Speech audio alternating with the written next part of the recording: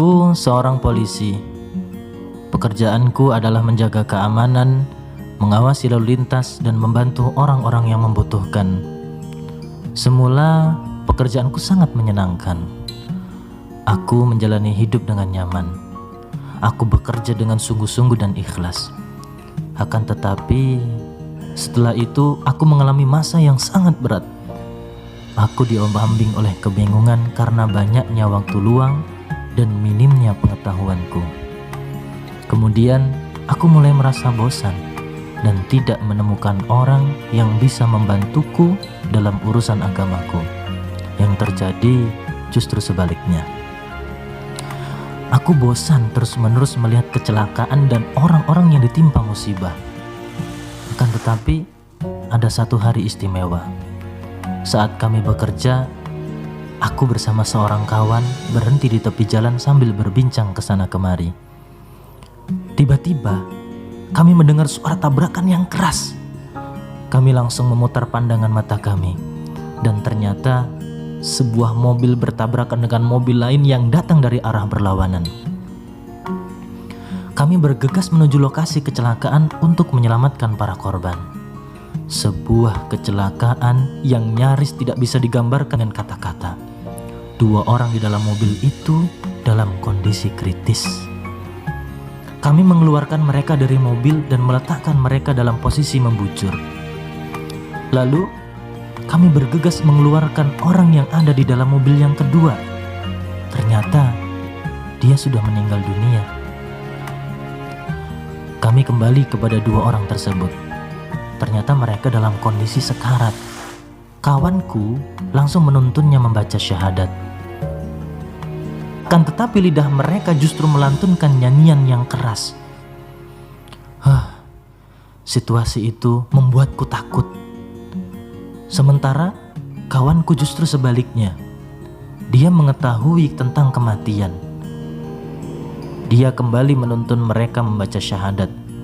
Sementara aku berdiri termangu, tidak bergerak, diam 1000 bahasa, dan mataku melotot. Selama hidup, aku belum pernah melihat situasi seperti itu. Bahkan aku belum pernah melihat orang meninggal dalam kondisi seperti itu. Kawanku kembali mengulang-ulang kalimat syahadat kepada mereka. Tetapi mereka terus bernyanyi. Tidak ada gunanya sama sekali. Suara nyanyian itu mulai reda sedikit demi sedikit. Yang satu diam dan diikuti yang kedua. Tidak ada gerak sama sekali. Mereka kemudian meninggal dunia. Kami membawa mereka ke mobil. Sementara kawanku itu menunduk dan diam 1000 bahasa. Kami menempuh perjalanan dengan diam membisu. Keheningan itu lalu dipecahkan oleh suara kawanku yang bercerita kepadaku tentang hal ihwal kematian dan su'ul khotimah atau penutup yang buruk. Hidup manusia itu ditutup dengan kebaikan atau keburukan. Dan penutup ini merupakan petunjuk bagi apa yang pernah dikerjakan oleh manusia selama hidup di dunia secara umum.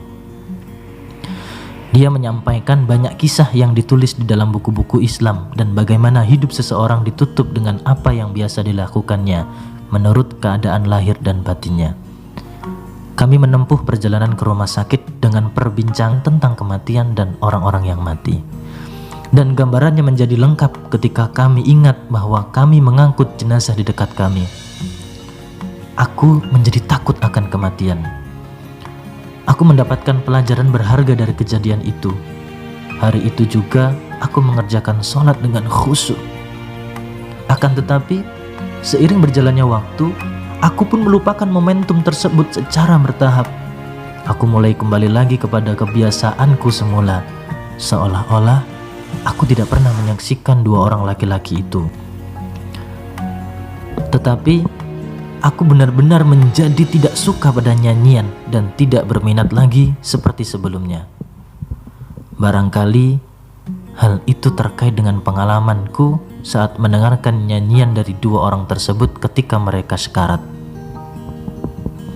Anehnya, lebih dari setahun kemudian ada kecelakaan yang sangat menakjubkan.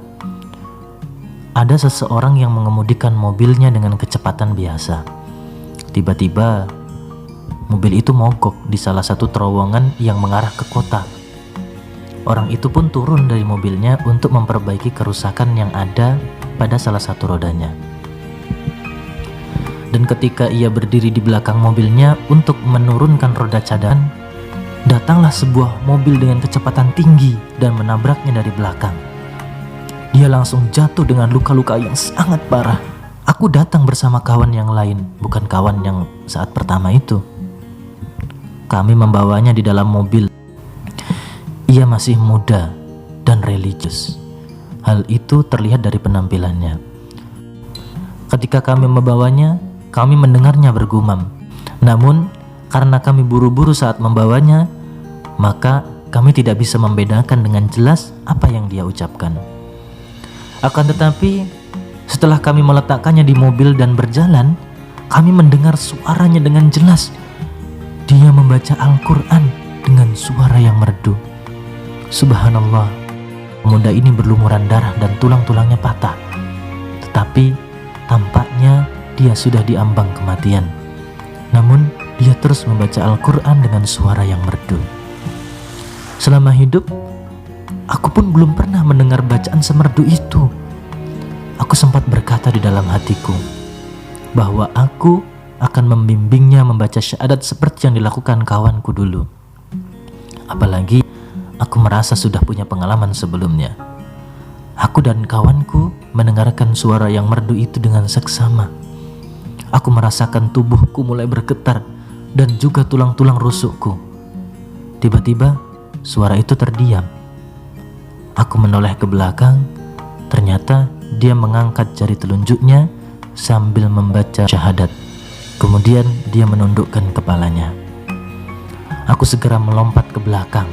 Aku pegang tangannya dan ternyata dia sudah meninggal dunia. Aku memandanginya cukup lama. Setitik air mata jatuh, tapi aku menyembunyikannya dari kawanku. Aku menoleh ke arahnya dan aku memberitahunya bahwa orang itu sudah meninggal dunia. Kawanku langsung menangis, sedangkan aku sesenggukan dan air mata tidak berhenti mengalir. Pemandangan kami di dalam mobil itu menjadi sangat menyentuh. Saat kami tiba di rumah sakit, kami menceritakan kisah orang itu kepada semua orang yang kami jumpai. Banyak yang tersentuh dengan peristiwa kematiannya dan air mata mereka bercucuran. Ada salah satu dari mereka yang setelah mendengar cerita kami langsung pergi mencium keningnya. Semua orang bersikeras untuk tidak pergi dari tempat itu, sehingga mereka mengetahui kapan jenazahnya akan disolati, agar mereka bisa ikut mensolatinya. Keesokan harinya, masjid itu penuh sesak oleh jamaah yang ingin mensolatinya. Aku mensolatinya bersama orang-orang Islam lainnya. Setelah itu, kami membawanya ke makam. Kami memasukkannya ke dalam liang kubur yang sempit dan mereka menghadapkan wajahnya ke arah kiblat. Dia menyambut hari-hari akhirat yang pertama, sementara aku seakan-akan menyambut hari-hari dunia yang pertama. Aku bertaubat dari apa yang pernah aku perbuat. Mudah-mudahan Allah berkenan memaafkan dosa-dosaku di masa lalu, meneguhkan hatiku selalu taat kepadanya, menutup hidupku dalam kebaikan, dan menjadikan kuburanku dan kuburan setiap muslim sebagai bagian dari taman surga.